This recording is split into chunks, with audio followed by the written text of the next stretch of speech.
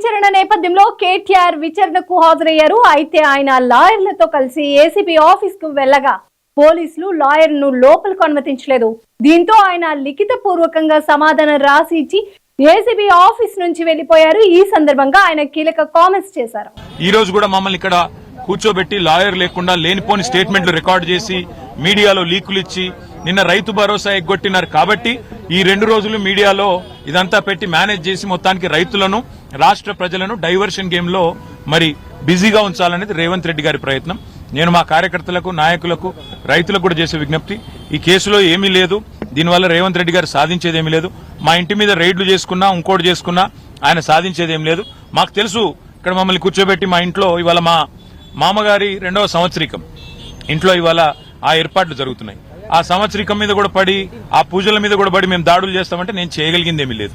నేను అనేదల్లా ఒకటే, నేను చట్టాన్ని గౌరవించే పౌరుడిగా బాధ్యతగా వాళ్ళు పిలిచారు, నేను వచ్చాను. నిజాన్ని నాకు రావాల్సిన అవసరం లేదు. ఎందుకంటే కోర్టులో తీర్పు రిజర్వ్ అయ్యి ఉంది.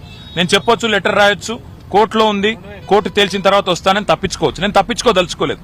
నేనే తప్పు చేయలేదు, తప్పకుండా నిజాయితీగా ఉన్నాను కాబట్టి ధైర్యంగా వచ్చాను. మరి వీళ్ళు లాయర్ను నా పక్కన కూర్చోబెట్టుకుంటానంటే అంటున్నా ఒకటే ఒక కారణం, వీళ్ళు పట్నం నరేందర్ రెడ్డి విషయంలో చేసిన కుట్ర. ఆయన ఇవ్వని స్టేట్మెంట్ ఇచ్చినట్టుగా ఏదైతే రేవంత్ రెడ్డి గారి డైరెక్షన్ లో నా పేరు కూడా చెప్పించి నన్ను ఇరికిచ్చే ప్రయత్నం ఏదైతే చేసినరో, ఇక్కడ నేను కూడా పోయింది అని మీడియాలో లీకులు ఇచ్చి రైతు భరోసాను డైవర్ట్ చేసే ప్రయత్నం ఏదైతే చేస్తున్నారో అట్లా ఉండాలని కోరుతున్నా. ఇలా దాపరికమే ఉంది, నాకు అర్థం కాదు. వాళ్ళకి భయం ఎందుకు? నా పక్కన లాయర్ ఉంటే. లాయర్ ఆయన ఏం చేయలేడు కదా, ఇంటాడు అంతే కదా. మరి దానికి వాళ్ళు ఎందుకు భయపడుతున్నారో, ఎందుకు రానివ్వట్లేదో, గత అర్ధగంటగా రోడ్డు మీద మమ్మల్ని ఎందుకు పెట్టారో మాకైతే అర్థం కావడం. మా ఇంట్లో ఈ రోజు మా మామయ్య గారి సంవత్సరికం 2వ సంవత్సరికం ఉంది. అక్కడ పూజలకు ఏర్పాట్లు జరుగుతున్నాయి. ఇక మరి పోలీసు వాళ్ళు, రేవంత్ రెడ్డి గారి ప్రభుత్వం ఎంత దయగల్ల ప్రభుత్వం అంటే, దీపావళి దావత్ చేసుకుంటే 150 మంది పోలీసులతో వచ్చి రైడ్ చేస్తారు. కుక్కలను తీసుకొని వచ్చి మరి డ్రగ్స్ ఉన్నాయని చెప్పి లేనిపోని ఒక అపోహలు సృష్టించే ప్రయత్నం చేస్తారు. ముఖ్యమంత్రి గారు అసెంబ్లీలోనే అబద్దాలు చెప్తారు, డ్రగ్స్ దొరికినాయని.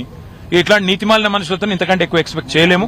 కానీ ఒకటి మాత్రం పక్కా, లాయర్ లేకుండా నేను పోతే 100% మళ్ళా మీడియాలో అర్ధగంట తర్వాత మీరే బ్రేకింగ్లు చూస్తారు. కేటీఆర్ గారు ఇది ఒప్పుకున్నాడు, అది ఒప్పుకున్నాడు, అయిపోయింది, అల్లం బెల్లం అని రాస్తారు. అందుకే నేనేమంటున్నా అంటే, వీళ్లను ముఖ్యంగా రేవంత్ రెడ్డిని నేను నమ్మను కాబట్టి మా లాయర్తోనైతే నేను వస్తా, లేకపోతే తప్పకుండా నేను లిఖితపూర్వకంగా ఇచ్చిపోతా అని చెప్పిన. ఇక మా లాయర్ని కూడా లోపలికి కొనిస్తలేరు. లిఖితపూర్వకంగా నేనేం చెప్పదలుచుకున్నానో రాసి ఇచ్చిన, అది మా లాయర్ ఇస్తాడంటే కూడా ఆయనను పోనిస్తలేరు. తప్పుడు స్టేట్మెంట్ క్రియేట్ చేస్తారని మీకు అనుమానమా సార్? ఖచ్చితంగా పట్నం నరేందర్ రెడ్డి గారి విషయంలో ఏం చేసిండు బ్రదర్? ఆయన ఇవ్వని స్టేట్మెంట్ ఇచ్చినట్టుగా క్రియేట్ చేశారు కదా. ఆయన తెల్లారి మళ్ళీ పాపం జడ్జి గారు ముంగట మళ్ళీ అఫిడవిట్ సంతకం పెట్టి, జడ్జి గారి సమక్షంలో సంతకం పెట్టి జైలు నుంచి విడుదల చేయాల్సి వచ్చింది కదా. నేను అనని మాటను అన్నట్టుగా పోలీసు వాళ్ళు తప్పుడు స్టేట్మెంట్ ఇచ్చారని చెప్పాల్సి వచ్చింది కదా. నాకు కూడా ఆ పరిస్థితి రావద్దు, ప్రజలు కన్ఫ్యూజ్ కావద్దు, మీడియాలో సర్కస్ జరగద్దు.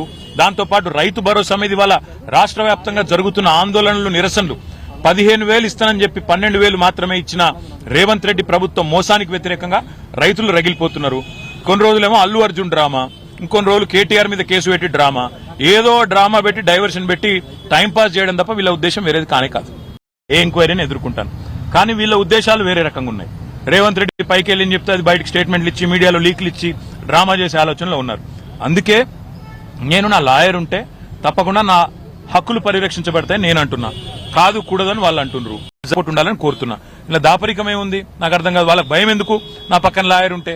లాయర్ ఆయన ఏం చేయలేడు కదా, ఇంటాడు అంతే కదా. మరి దానికి వాళ్ళు ఎందుకు భయపడుతున్నారో, ఎందుకు రానివ్వట్లేదో, గత అర్ధగంటగా రోడ్డు మీద మమ్మల్ని ఎందుకు పెట్టారో మాకైతే అర్థం కావడం. మా ఇంట్లో ఈ రోజు మా మామయ్య గారి సంవత్సరికం 2వ సంవత్సరికం ఉంది. అక్కడ పూజలకు ఏర్పాట్లు జరుగుతున్నాయి. ఇక మరి పోలీసు వాళ్ళు, రేవంత్ రెడ్డి గారి ప్రభుత్వం ఎంత దయగల్ల ప్రభుత్వం అంటే, దీపావళి దావత్ చేసుకుంటే 150 మంది పోలీసులతో వచ్చి రైడ్ చేస్తారు. కుక్కలను తీసుకొని వచ్చి మరి డ్రగ్స్ ఉన్నాయని చెప్పి లేనిపోని ఒక అపోహలు సృష్టించే ప్రయత్నం చేస్తారు. ముఖ్యమంత్రి గారు అసెంబ్లీలోనే అబద్దాలు చెప్తారు, డ్రగ్స్ దొరికినాయని. ఇట్లాంటి నీతిమాలిన మనుషులతో ఇంతకంటే ఎక్కువ ఎక్స్పెక్ట్ చేయలేము. కానీ ఒకటి మాత్రం పక్కా, లాయర్ లేకుండా నేను పోతే 100% మళ్ళా మీడియాలో అర్ధగంట తర్వాత మీరే బ్రేకింగ్లు చూస్తారు. కేటీఆర్ గారు ఇది ఒప్పుకున్నాడు, అది ఒప్పుకున్నాడు, అయిపోయింది, అల్లం బెల్లం అని రాస్తారు. అందుకే నేనేమంటున్నా అంటే, వీళ్లను ముఖ్యంగా రేవంత్ రెడ్డిని నేను నమ్మను కాబట్టి మా లాయర్తోనైతే నేను వస్తా, లేకపోతే తప్పకుండా నేను లిఖితపూర్వకంగా ఇచ్చిపోతా అని చెప్పిన. ఇక మా లాయర్ని కూడా లోపలికి కొనిస్తలేరు. లిఖితపూర్వకంగా నేనేం చెప్పదలుచుకున్నానో రాసి ఇచ్చిన, అది మా లాయర్ ఇస్తాడంటే కూడా ఆయనను పోనిస్తలేరు.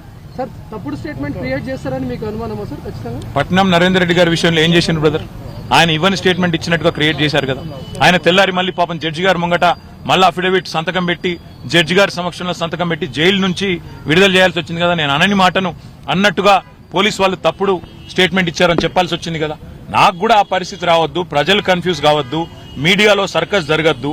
దాంతోపాటు రైతు భరోసా మీద ఇవాళ రాష్ట్ర వ్యాప్తంగా జరుగుతున్న ఆందోళనలు, నిరసనలు 15,000 ఇస్తానని చెప్పి 12,000 మాత్రమే ఇచ్చిన రేవంత్ రెడ్డి ప్రభుత్వం మోసానికి వ్యతిరేకంగా రైతులు రగిలిపోతున్నారు.